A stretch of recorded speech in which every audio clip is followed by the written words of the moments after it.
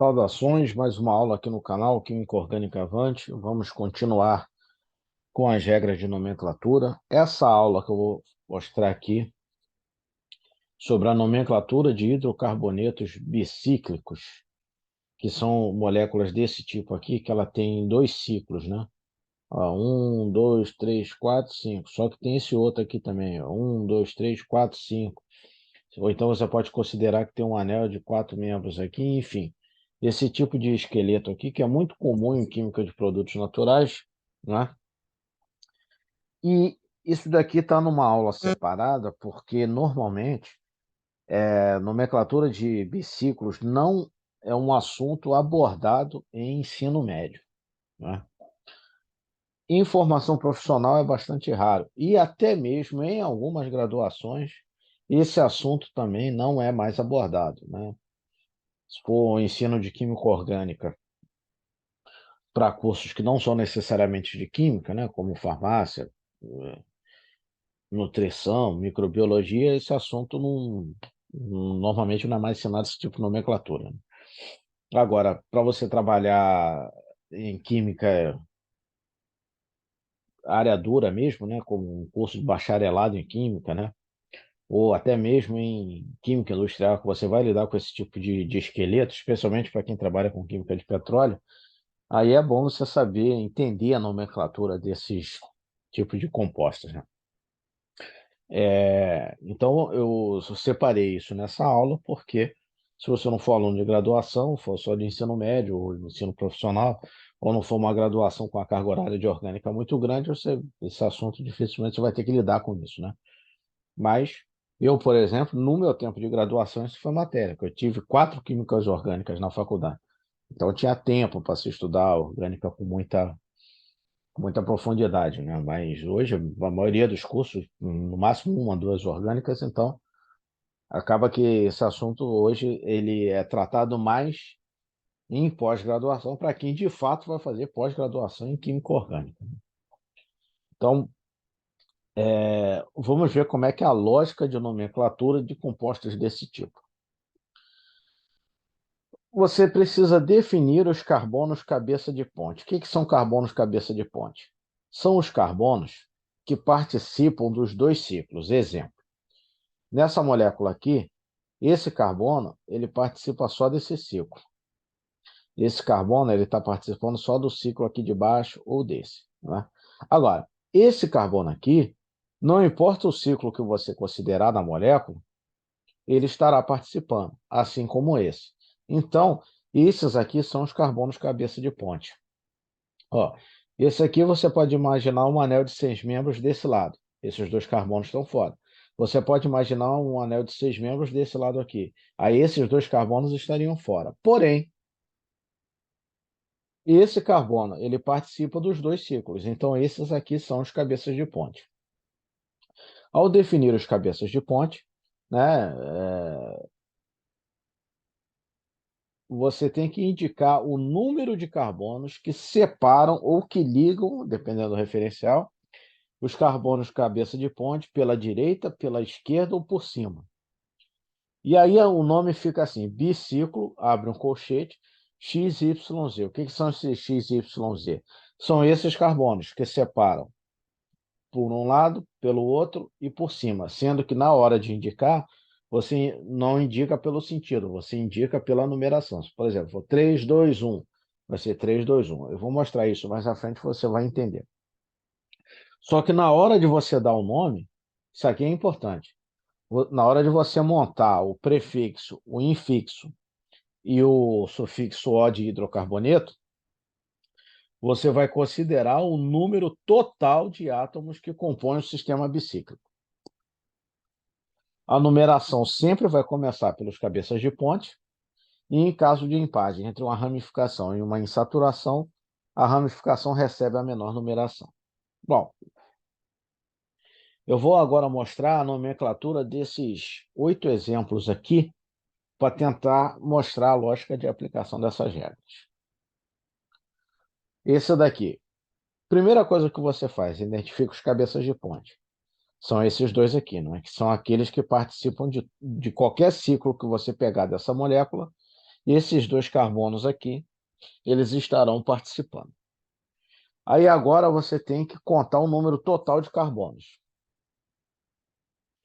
1, 2, 3, 4, 5. Eu tenho 5 átomos de carbono no total. Então vai terminar com pentano.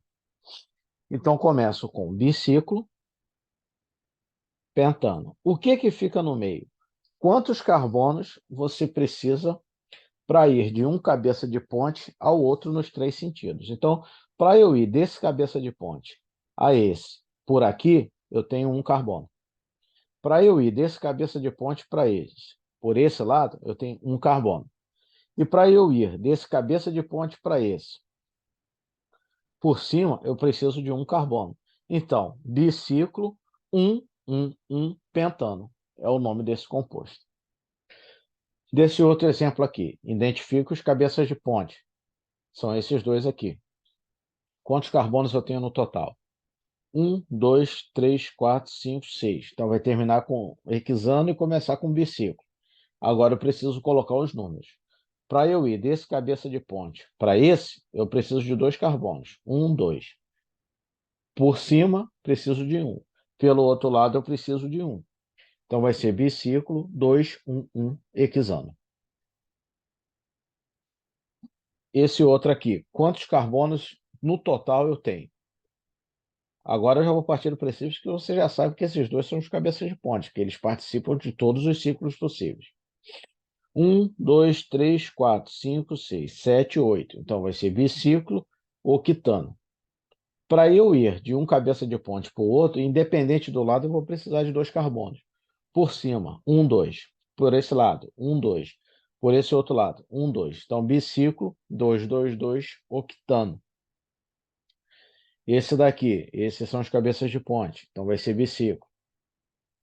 Quantos carbonos eu tenho? 1, 2, 3, 4, 5, 6, 7. Então, vai ser heptano. Agora, eu preciso contar o caminho para cada um.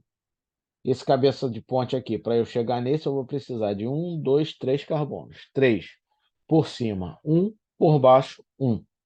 Então, biciclo, 3, 1, heptano. Já esse outro aqui, eu tenho esses cabeças de ponte, eu preciso de 2 carbonos para chegar nesse por um lado, 2 carbonos para chegar nesse por outro, e 1 carbono para chegar no outro cabeça de ponte indo por cima. Então, biciclo, 2, 2, 1. Quantos carbonos eu tenho no total? 1, 2, 3, 4, 5, 6, 7. Biciclo, 2, 2, 1, heptano. Quando tem ramificação, aí você tem que se lembrar que a regra não começa pela dupla, a numeração começa sempre pelo cabeça de ponte. Então vai ser 1, 2, 3, 4, 5, 6, 7. Você sempre parte do ciclo maior para o ciclo menor. 7. Então, hept 2N. Por que 2N? Porque a ramificação, porque a numeração começa no cabeça de ponte. Então, 1, 2. Se eu vier por aqui, dá o mesmo jeito, né? 1, 2, não tem problema. Feito a cadeia principal, colocado o biciclo, agora você vai indicar os carbonos que você precisa para ir de um cabeça de ponte ao outro. 2, 2, 1. Então, 2, 2, 1, heptano. Vamos ver esse outro aqui. Aqui é um biciclo 2, 2, 2, octano. Né? Agora vamos fazer a ramificação. 1, 2. Agora eu posso começar por aqui também, né? 1, 2. Eu não posso começar por esse carbono de trás, porque sempre vai dar uma numeração maior, né? 1, 2, 3, 1, 2, 3. Então, esse é o carbono da numeração. 1, 2, 1, 2. E agora eu tenho etil e metil. O etil vai ganhar, porque ele fica com a ramificação 2 por conta da ordem alfabética. Aí agora que complica tudo, que você tem que seguir assim, ó. 1, 2, 3, 4, 5, 6. Por que que eu não posso seguir para cá? Porque a ramificação está desse lado, eu tenho que deixar com o menor número possível. Então, 1, 2, 3, 4, 5, 6, 7, 8. Então, 2 etil, 6 metil, 2 etil, 6 metil, biciclo 2,2,2 octano. E agora? Cabeças de ponte. 1, 2.